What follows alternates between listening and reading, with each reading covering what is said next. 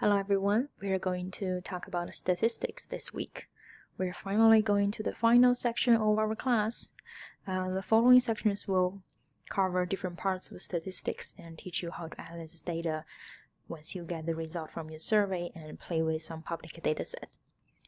We will deal with a lot of very abstract concepts, so it's very important you follow along, do the activities, the readings, and ask me questions when you are confused. Please tell me if you have questions or you just want to learn more about certain concepts. We are going to start with descriptive statistics.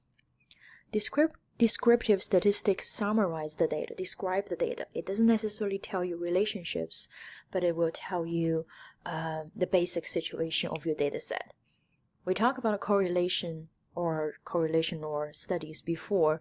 That's the type of tests we call inferential statistics. We're going to cover that later. It's more advanced. So descriptive statistics is more like the basics. So we'll start from there. There are different types of descriptive stats we need to cover. The first one will be frequency. Basically just the number of times a given response is reported. The second one is central tendency. It's slightly more complicated. It's the point in the distribution where the data are centered. It's basically telling you how similar are people's responses. And the last one will be dispersion. It's how spread out the data are. It's telling you how different are people's responses. So you first know the common responses, and then you know the relationship between the relationship among your participants. Are they similar to each other or very different? So with all those three types of descriptive stats, you will have a really good understanding of your data set before you do inferential statistics. So let's start with frequency distribution. This is a survey answer from a question that's asking people how do they agree that they like to put things off. Some people said they strongly agree, some people said they agree, some people are neutral. This distribution is what we call a normal curve. It looks like a bell shape. And that's the perfect theoretical shape we should see if we have a larger sample size, but sometimes we will see skewness in our data. It means the concentration of scores around a particular point of value is at the low or high end of the scale instead of in the middle. So let's go back to this graph. You can see the concentration is in the middle. There are more people neutral about this problem. Less people strongly disagree, less people strongly agree, which means most people are somewhere in the middle. A small group of people procrastinate a lot, small group of people never procrastinate. This is what we expect to see when we have a large sample size. That's what we call the normal curve. Again, skewness is when the concentration is not in the middle. The first type is what we call the right or positive skewed. Sorry, too fast. This is where we have a lot of negative responses and we're missing a lot of positive responses, so we call it the right or positive skewed. The next one is what we call left or negative skewed. That's where we get a lot of positive response, but we're missing some negative answers. After we talk about frequency, we need to move on to central tendency. The first type of stats we can describe the central tendency will be mean, which is the average. Let's say you had 3 exams for this class, and I want to know the average score, so I will divide the total of 3 exam scores by 3. You must have a ratio or interval level data. You can't use ordinal or nominal data to do this, because you remember in measurement section we talk about ordinal and nominal measurement only use number to represent different categories.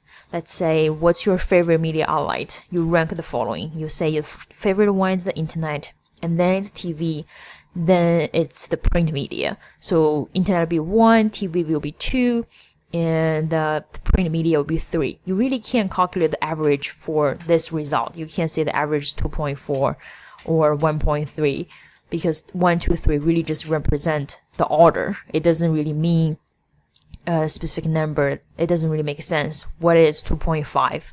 And nominal is the same. If gender, male represented by 1, female represented by 2, you can't really tell what is a 1.5 on average. The next one we use to describe central tendency is median. The number where 50% of sample is above and 50% of sample is below. When there's even number of responses, you just take the average of the middle two responses. Here's the example for you. If you have 1, 2, 5, the median, 1, 2, 3, 4, 5, the median will be 3. If you only have 1, 2, 3, 4, the median will be the average of 2 and 3. So it's always in the middle. That's the median. You must have at least ordinal level data. You can't use nominal data to calculate the median.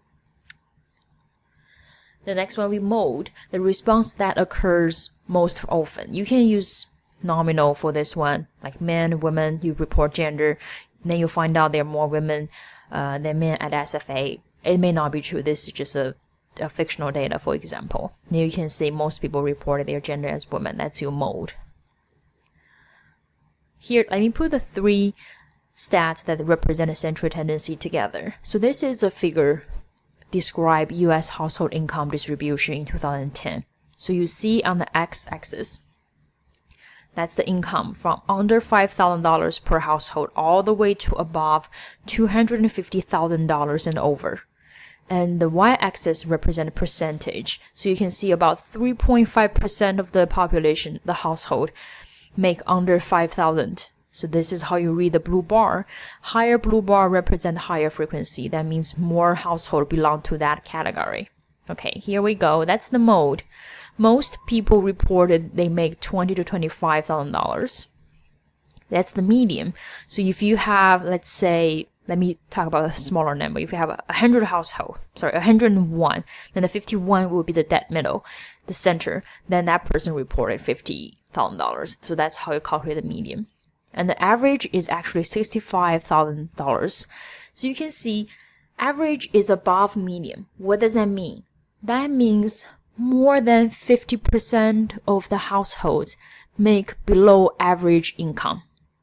Let me repeat. That means more than 50% of the household, which is the set of the median, is make income below average, national average. Why is that? Because we have a lot of super rich people to throw off the average. In the normal curve, we usually see mode, median, mean are very close to each other. But this figure, there is a skewness. So mode and mean and median are not together because we have super rich in this country. So average is kind of thrown off. Does that make sense? All right. You can also see bimodal in data. That means lots of respondents are at both ends of the scale. So average will likely to be in the middle, but you are clearly dealing with 2 different groups. It happens a lot when you're measuring people's political ideology. If on the far left means you're super liberal, progressive, on the far right you're super conservative, you will see, at least in America, some people are on the left, some people on the right, but not far right or far left. And less people will identify themselves as completely neutral on the political ideology spectrum. So you will still report the mean, but you have to report modes at the same time to describe your data, because the mean and the median will be in the middle, kind of like a normal curve, but the modes, you have 2 modes and on the different side of the mean and the median. So this is very critical when you have bimodal distribution.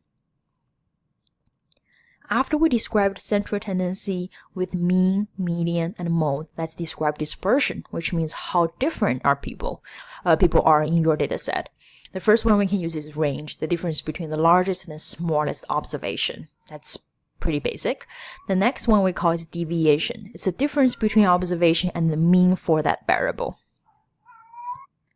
Let's say the average age in the US is 37. If some of you is 20 this year, that means your age deviated from the average age in US by 17. So just the distance between your age to the average age. So that's how we describe deviation. That also describes how different each individual is from the average in the population. And we also have a calculation for total deviation. The way we calculate total deviation is not just to sum up all the numbers together. We use sum of squared errors. Because when you add up all the deviation scores in the sample, you would end up with a value of 0, which is meaningless. I will show you an example later. Just remember, when we talk about total deviation, we're using sum of squared errors, not the real value, because some of you will be above the average, some of you will be below the average. If you use each individual's score minus the average, some of you get a positive value, some of you get a negative value, and in the end, when you sum up everything, it's a 0. Always will be the 0. That's just how math works. So if we want to sum up all the total deviation, we use sum of squared errors. And then we want to describe variance. Total deviation not useful because you can't compare two samples if the sizes are very different. So we want to know the average dispersion. So it's the average of squared deviation. That's what we call variance. It will make more sense in the later slides with examples. Just stay with me. The reason variance is important is because we want to know the average difference from the mean. It's a mouthful, but let me repeat. Variance describes the average difference from the average of the population. But it's essentially an average squared error. It's not necessarily the same measurement you use. Let's say before we used age as the measurement, you're 20 years old, the average is 37, so the deviation is 17, and the variance will be square root of 17. So the unit we use it after you square it is not age, it's age squared. So it doesn't really make sense to talk about age squared. So we will calculate the standard deviation. You calculate the standard deviation by taking square root of the variance. It will be easier once we go through this example. Let's say I have 11 people reported the number of friends they have on Facebook. It's the first column, and you see the range is 212 because people with the least amount of friends reported 22, and people with the most amount of friends reported 234. That's how I calculate the range. Use the largest number minus the smallest one in the dataset. And the average for this whole dataset will be 95. So on average, those 11 people have 95 friends. And then you calculate the deviance by using the number of friends each individual reported minus the average. So you see some of those numbers are positive, some of those numbers are negative. When you add them up together, it will be 0. That's why we do not calculate total deviance this way. We use deviance squared, which is sum of squared error. Just square the deviance so you get all the numbers positive and add them up together. So this is the final number, 32,246. And then how do you calculate the variance? You use this sum of squared error divided by sample size minus 1. That's how you calculate the average squared deviance. But it's still squared, so you need to take the square root to calculate the standard deviation. So this final number is actually the same unit as your original measurement, number of friends. So that's how we do it. What does it mean when we have a standard deviation that is big? That just means the score of people tend to be spread out. Like people are very different in this data set. But what does it mean when standard deviation is small? That just means people are close together. So you can see when we have a small variance, people are very close to each other. No one is so extreme. When we have a large variance, which means we have a large standard deviation, people are more spread out. That would be it. It may be easier to remember when we have large standard deviation, that just means the range of our data is large. That's another way to understand it. Another example would be exam score. See, exam 1, exam 2, all those 5 students took it and the average actually the same, 85. But you see the variance and the standard deviation are very different. One exam, some people did horrible, some people did perfect, so the variance is large, standard deviation is large. But exam 1, everyone got a similar score, so the variance would be small and standard deviation would be small. So you can really understand the situation for different exams by looking at the variance and standard deviation, even though the average remain the same. The last point, why do we care about standard deviation? Because the normal curve, because of mathematical theory, we just know 95% of population fall within 2 standard deviation over the mean.